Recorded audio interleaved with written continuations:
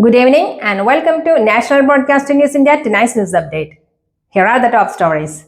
T100 Triathlon World Tour London kicks off. The prestigious 100-kilometer triathlon event begins in London's Royal Docks, a swim, bike, run challenge starting and ending at Excel Centre with significant road closures in place to support the race.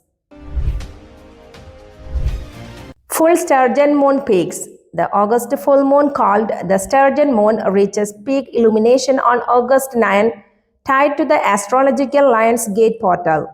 It's viewed as a spiritually potent time. University of Melbourne graduation ceremonies continue.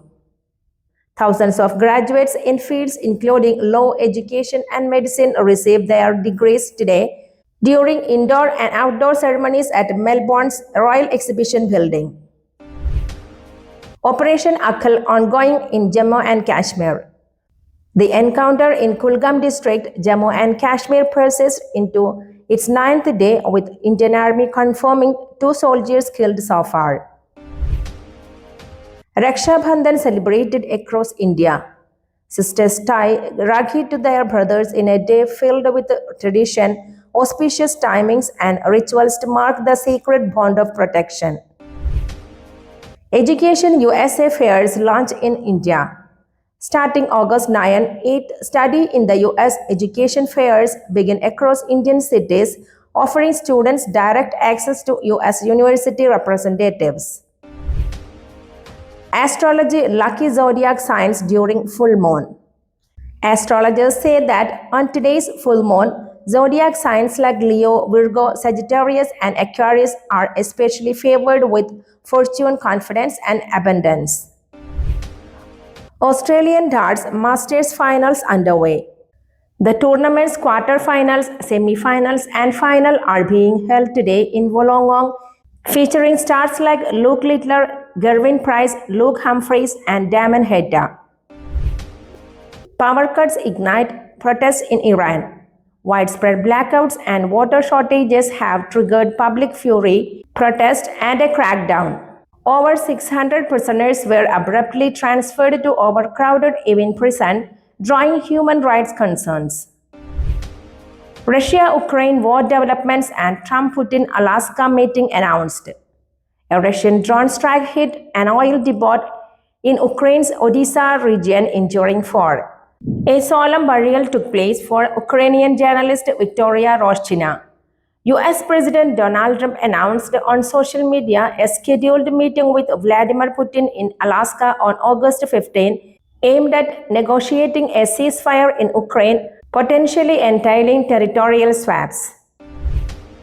UAE condemns Israel's plan to occupy Gaza Strip.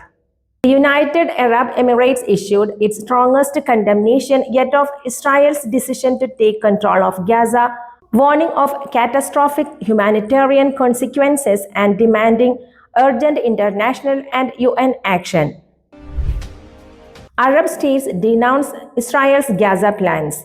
Saudi Arabia, Egypt, Jordan, UAE, and others labeled Israel's upcoming military operations in Gaza as violations of international law and potential genocide, urging the UN to intervene. Western foreign ministers condemn Gaza escalation. Foreign ministers from Australia, Germany, Italy, New Zealand, and the UK jointly criticized Israel's intent to seize Gaza City, warning it risks violating humanitarian law. Reliance Industries may shift back to Middle East oil. Facing US sanctions and tariffs, India's Reliance is poised to pivot from Russian to Middle Eastern oil, most likely sourcing from Saudi Arabia and the UAE. UAE-Russia Trade in Services and Investment Agreement signed. The UAE and Russia signed a new deal focusing on services and investment, supporting the UAE's non-oil trade expansion under its SEPA framework. US warns of security threats to Jewish Israeli communities in UAE. The US mission in the UAE flagged increased threats against Jewish and Israeli residents, citing heightened activity by terrorist groups in the region. UAE Defense Undersecretary visits South Korea.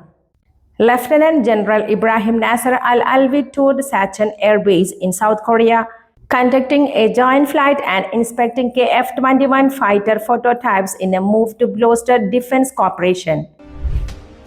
Etihad Rail to integrate with UAE's transport network by 2026. The upcoming Etihad rail system will link seamlessly with Dubai's metro buses, taxis, and the NOL payment system to improve national connectivity. India shot down 5 Pakistani fighter jets and 1 military aircraft in May, the Air Force chief confirmed, marking a sharp escalation in cross-border tensions. New Delhi floods due to heavy rains with areas like Vasant Kunj, RK Puram, Connaught Place, and Mindo Bridge waterlogged, causing traffic standstills and urban disruption. Free bus rides for women announced by multiple states on Raksha Bandhan, including extended schemes in Uttar Pradesh, Rajasthan, Haryana, Uttarakhand, Madhya Pradesh, and the Chandigarh Tri-City region.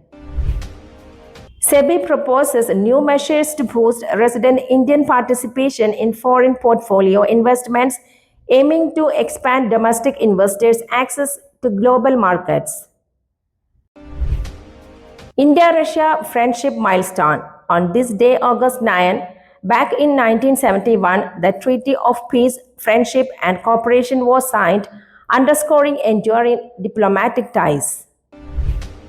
India to host 8 U.S. Study in the U.S. education fairs from August 9 to 17, offering students direct access to accredited American university representatives. NH66 upgrade advances rapidly, 70% of 400 km now 6 lane. The National Highways Authority reports that 70% of the 400 km stretch of NH66 in Kerala has been upgraded to a 6-lane configuration. Authorities anticipate significant improvements in traffic flow and economic activity once the project is complete. Kerala HC dismisses emergency parole plea for pregnancy care. The High Court of Kerala rejected a request for emergency parole by the husband of a pregnant woman, citing concerns about undermining judicial principles and public trust. The bench ruled that personal reasons, though sympathetic, cannot justify parole exceptions. Court urges rescheduling of Kochi private bus timings to curb speeding.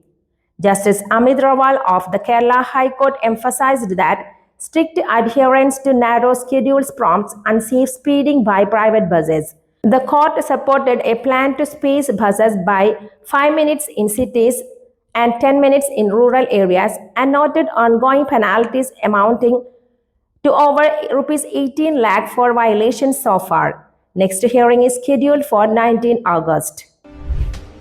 Samsung launches Onam deals in Kerala with up to Rs 50,000 cashback. As part of its My Kerala, My Samsung campaign, Samsung unveiled special Onam offers including significant discounts, cashback up to Rs 50,000 and financing options on its bespoke AI-powered appliances across the state. Ravichandran Ashwin's cheeky comment on IPL trade rumors goes viral. In a playful turn, the 38-year-old spin maestro quipped, "I will trade myself," in a teaser for his show Kuti Stories with Ash, poking fun at swirling trade speculations and evoking laughter from fans and fellow cricketers like Sanju Samson. UAE H2S India-Pakistan Asia Cup match will go ahead as planned. Amid geopolitical tensions, the Emirates Cricket Board's COO Subhan Ahmed confirmed the much-anticipated India vs Pakistan fixture at the Asia Cup 2025 is committed to proceeding without disruptions. Ajinkya Rahane praises Jasprit Bumrah's transparency and courage. Ahead of the Anderson Tendulkar Trophy against England, Rahane lauded Bumrah for openly communicating his workload management, a rare show of candor he noted can sometimes lead to players being dropped. That's all for tonight. Thank you for watching. We will be back with more news tomorrow. Goodbye.